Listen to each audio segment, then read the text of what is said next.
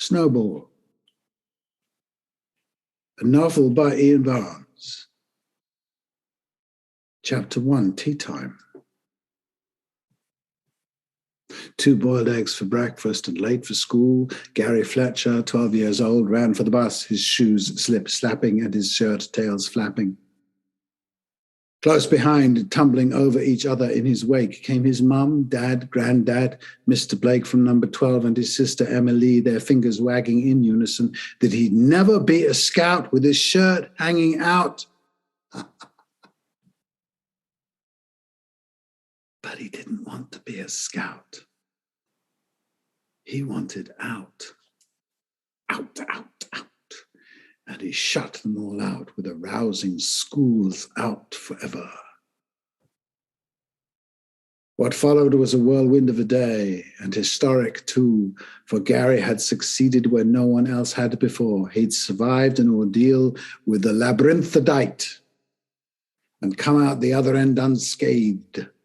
Charged up to the hilt with his conquest, he crashed through the front door and bounced along the hallway into the kitchen to find Emily up to her eyes in what? He was too giddy to even notice. "Guess what?" he announced, all flushed and out of puff. "What?" she said, not wanting to know. I was, calm down. I was on the bus today," and he was grinning. She didn't say anything, but hovered over what she was doing. "I was on the what? On the bus, and it was too much. Will you stop grinning? I'm sorry. It's just, Jesus Christ, Gary, it's too late now." He thought, it's ruined. If you're going to tell me something, just say it instead of giggling away like some, she couldn't think what, so went back to what she was doing. By this time, Gary was gazing at the lino, feeling sorry for himself and thinking vague thoughts of Marmite soldiers plunging into egg yolks to the booming of the cannons in the 1812 overture. Boom, boom, boom, they went, then bounced, boom, booming back onto the bus. Boom, boom, boom. Emily was quite used to him loitering and giggling. He had his own private little world, which she really couldn't be bothered with half the time. If it's that funny, can't you just spit it out and let me get on with what I'm doing? All right, he said, collecting himself. I was on the bus, and Mr. Brown, with an E, got on in his cycle cape, and he came and sat next to me, and I, now hunching over the counter like a drunk tomato, I did this one great fart, and his cape went whoosh, and everyone thought it was him. We all pass wind, Gary. His knees gave way, his stomach pumped, and his bowels exploded to gales of torturous howling and streaming tears, leaving him helpless, barely able to squeeze out. And he was still wearing his bicycle clips. What an idiot. Mr. Brown with an E. Oh, Emily went out the back door to bring in the washing. Turning back, burdened with purpose, she clocked Gary sighing away nonchalantly in the doorway. I got told off today, he announced casually, like it was just one of those things hardly worth mentioning, really. Out of my way, she strode in, expecting to barge into him, but he was used to getting out the way quick. Bye, Groucho. Who's Groucho? Gary, could you just move out? Look, you're in the way. Let me put this down, would you please, before I drop the lot on your head? She wasn't looking. She just knew. And I'll have to get out again. She thumped the basket of clothes down on top of the twin tub. In this state, he'd linger aimlessly, clueless to what was going on around him. I can't ever see him growing up, she'd say to her friends. Groucho's a cunt.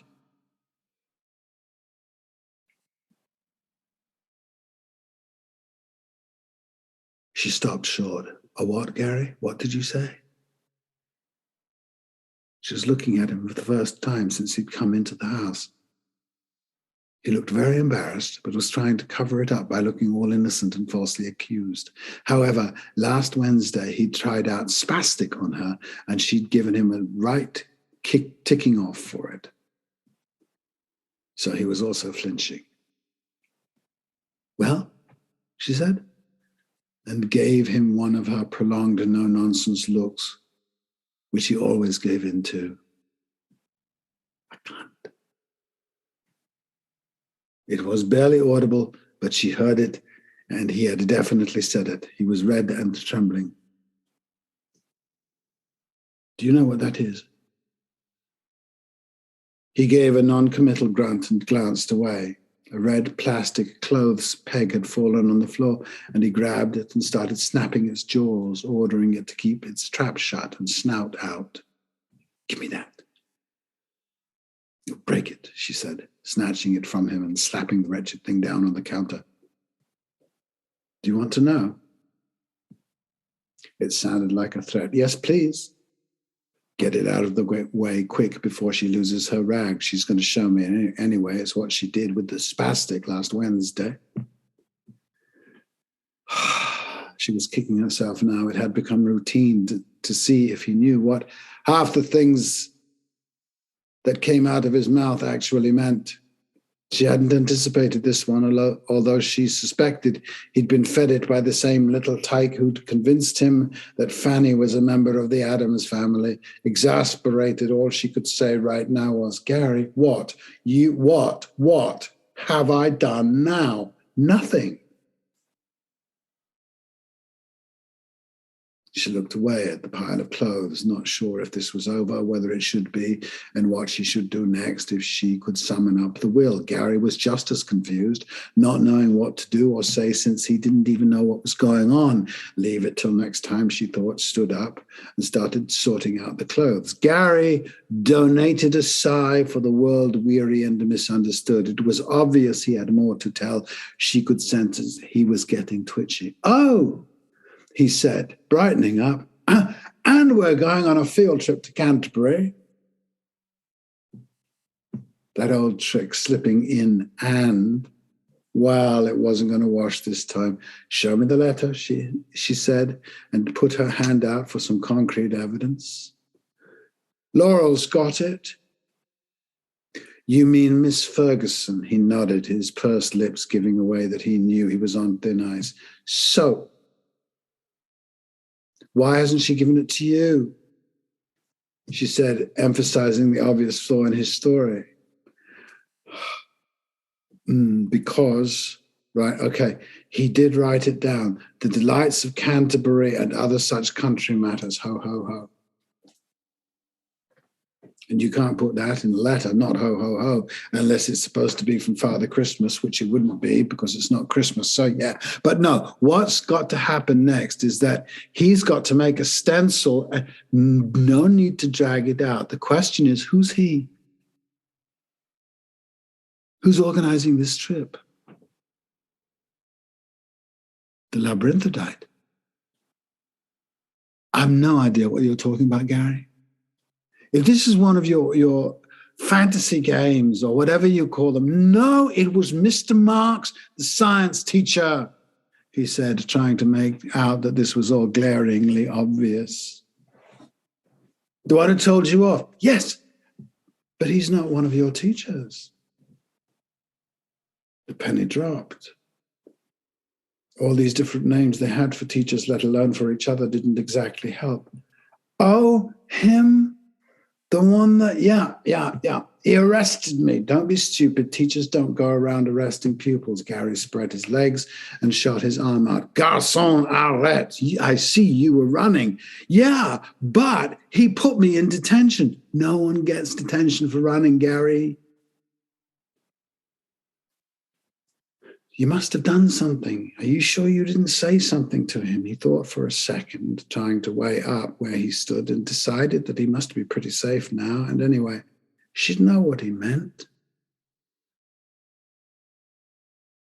Called him a thingy, he said, nonchalantly, because naturally she knew what he meant. She was one of the gang, but what he got was the sharp sideways look that said, explain.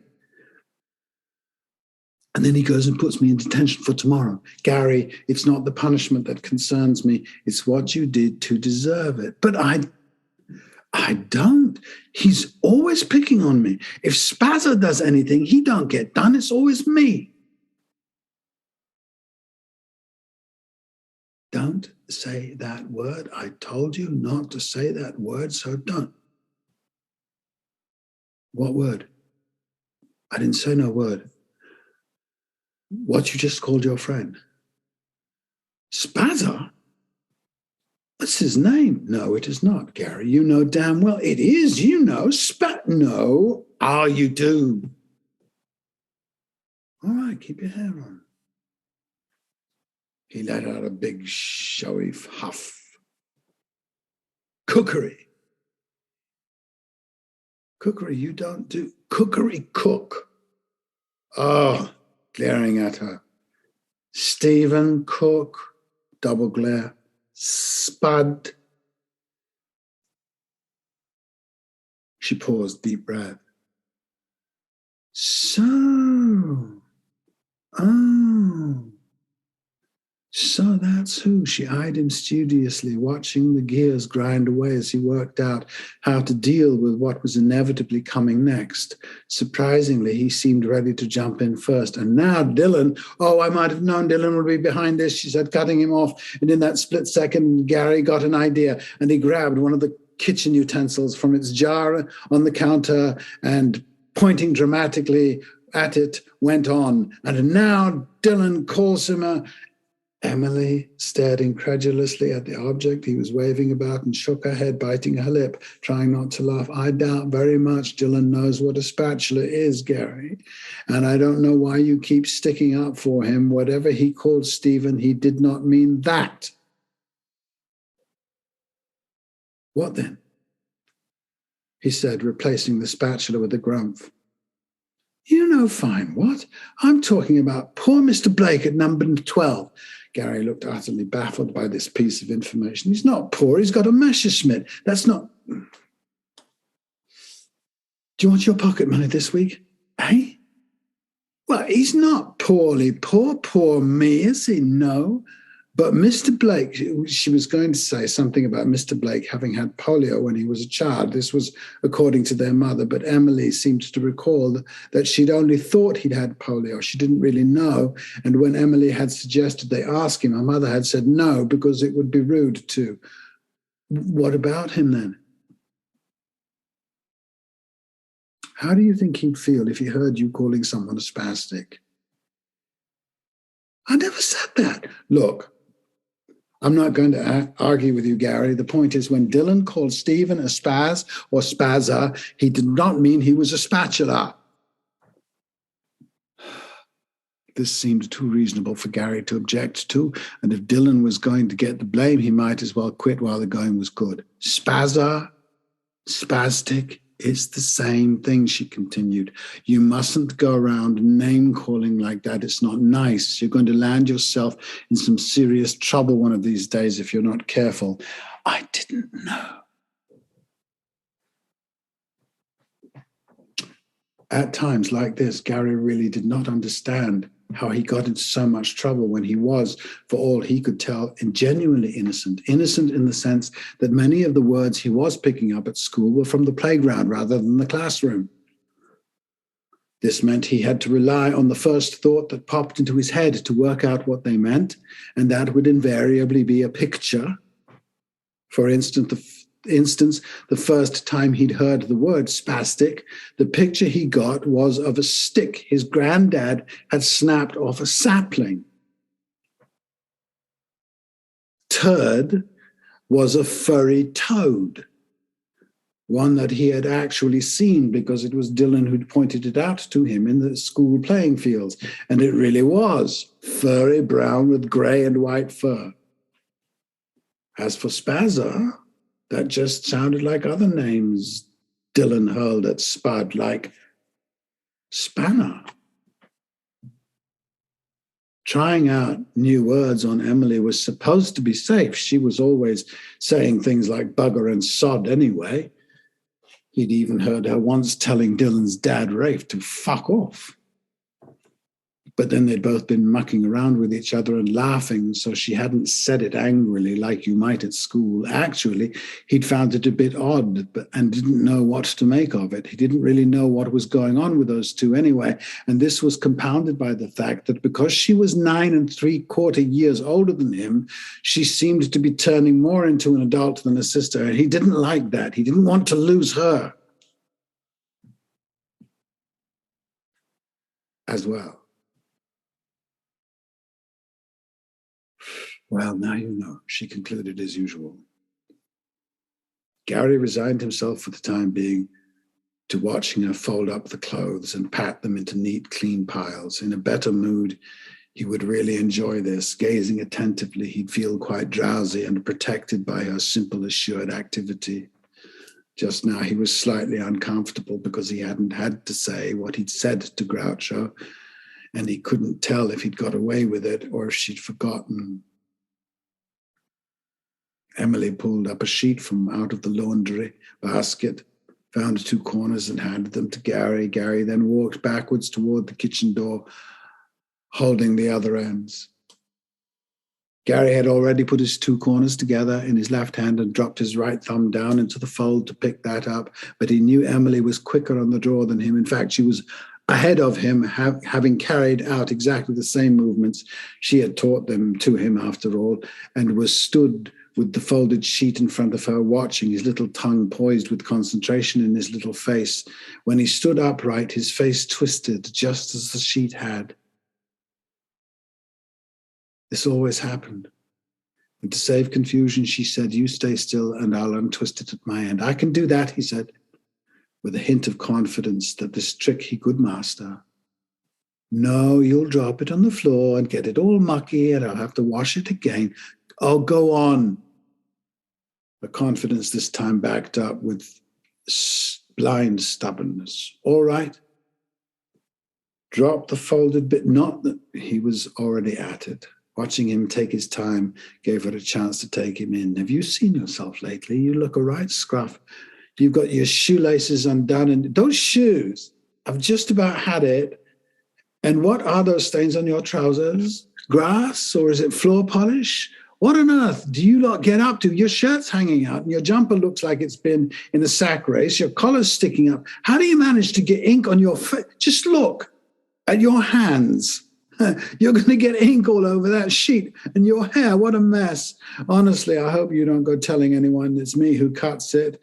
Or shall I put your portrait in the shop's window? Imagine queues of little urchins queuing around the block, asking for a Bash Street special." Gary was too engrossed to take any notice of what she was saying, but once he'd finished, he straightened up and stuck his tongue out at her. "Done it," he said, with a fanfare, then lifted his arms high in the air and started walking towards her. As he came nearer, the sheet dropped down onto his face, and he began the usual ghost noises and ancient threats of "I'm coming to get you." Emily took the corners from his fingers into hers. "Gotcha," she went, and threw the sheet over his head and shoulders. "Don't think you can get around me like that, you little monkey."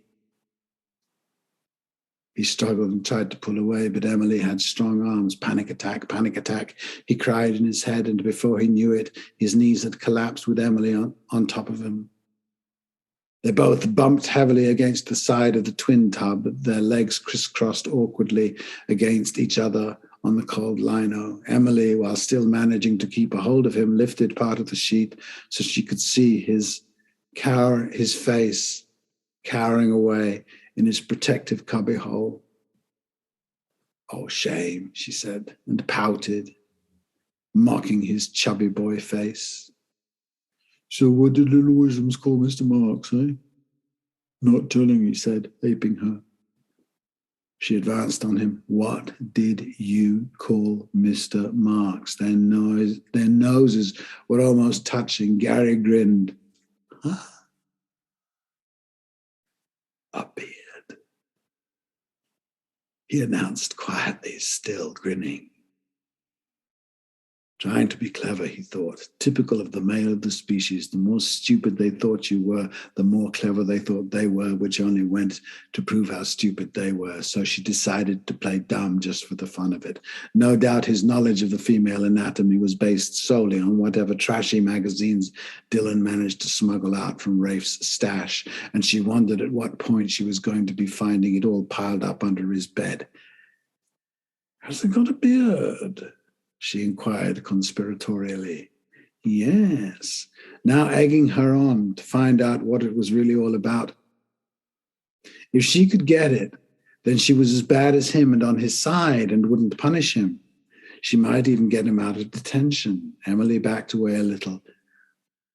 What's so funny about his beard, Gary? Nothing. Beaming away, meaning the opposite. Well, something's funny, or at least you think so. Maybe. Still happy he'd got something up his sleeve. Is it a big beard?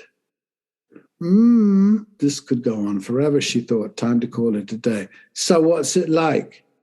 She said with an air of finality. It's thick and curly like must keep her on his side. His thoughts and words hung in the air in anticipation of her finishing the sentence, but it looked like she wasn't going to give in. He'd have to say it. You know, he chanced. The stare, no reply. Quickly, running through the options, she just said quite plainly, did you actually call him a cunt? Or did you call him a beard, knowing full well he'd know you meant he was a cunt?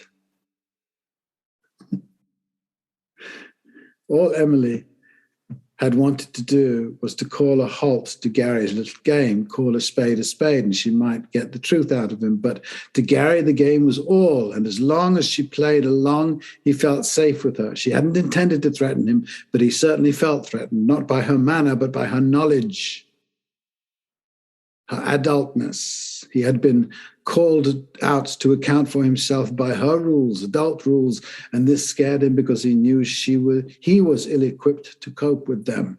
This feeling in regard to his sister was new to him, and he was at a loss what to do. Like any kid who wants to maintain an unfettered and autonomous existence, his instinct to keep stum about certain things that might otherwise render him permanently incarcerated was pretty strong. But lie to his sister he could not. What made matters worse was that the sheet, which had been their hiding place where horrible secrets could be exchanged without fear of retribution from the outside world, now looked horribly like a magistrate's wig. She's gone over to the other side, he thought, and the panic rose in him like the blade of a guillotine. The terror, which now showed clearly in Gary's face, cut Emily to the bone. Her role as guardian since the loss of their parents 3 years previously was becoming more difficult as she went on. Friends were full of praise for what she had achieved, but she couldn't see it. What she could see was that Gary's childish behavior was getting worse. He wasn't by nature malicious, but some of the language he was picking up made him seem so, and she was worried that it might change him.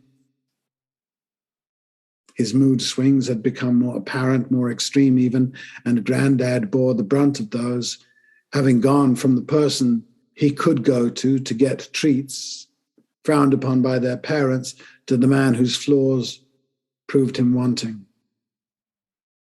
Emily had been at pains to ask Gary to go easy on him, reminding him that Granddad was also suffering with the loss of his daughter and son-in-law. What concerned her now was Gary's sense of loss and what it was doing to him. She couldn't face him losing it. She couldn't face losing him. They needed each other. The question was, what should she do? And what could she do? Right now she couldn't think, and as she looked into Gary's pleading eyes and saw the tears well up in them, she felt a great sense of relief that they were together, sat on the cold kitchen floor, wrapped in a bed sheet that sod it, if it had got a bit mucky, could jolly well do. I bet you've dirtied the sheet, she said, pulling it down off their heads. No, you did, he said, forcing it a bit to demonstrate how unfair everything was. Emily leant forward and wiped his eyes and cheeks with the sheet, then brushed his hair back in place. I don't like you getting in trouble, Gary. It wasn't my fault. That's not what I'm saying, she said, moving closer and lifting his chin. Did Dylan put you up to it? Gary instantly froze. The last thing he wanted was to hear her say anything to Dylan's dad. All right, she said, acquiescing. I won't say anything to Rafe, but you watch yourself around Dylan. He's trouble. He nodded, hoping that would be the end of it. Can I get changed now? Go on then, she said distractedly. His fringe wasn't sitting right, and she was determined under compulsion to do something about it. Seeing that frown and shift in concentration, Gary clamped his hand to his forehead. Get off. All right, Touchy. A gaping hole in the elbow of his jumper was staring right at her, and she leant forward to inspect it. How did that get there, eh? That hole. Show me that. He dropped his arm and was pulling at his sleeve to get a better look. Don't, you'll only make it worse. Let me see the other one. And he grabbed his other arm. Watch it, he said with a testy groan. You watch it or I'll trade you in. No, that one's okay. She let his arm go and went back to the other one. You must have snagged it on something. Leave it out and I'll have a go at it. This is exactly why more of you boys should be doing home economics. Make yourself useful around the house instead of the time on the kitchen clock caught her eye. Bugger, she tutted, and with that she gathered up the sheet and got up. Gary scrambled to his feet, then hesitated, trying to gauge if there was anything else she had in mind. Now can I get changed? Go on then, off you trot. Grandad will be around later, once he's finished up at the allotment, and wash your hands and your face. You don't want Grandad nagging at you. Instantly relieved, he legged it out into the hallway, swung around the banister and pounded up the stairs, chuffed as nuts that he'd got away with not telling her the whole Groucho story. Yeah, sucks to you, Groucho, and sod detention, she's on my side. What he hadn't told Emily was that what Groucho had said about him looking like a duck-billed platypus. She probably would have agreed with him.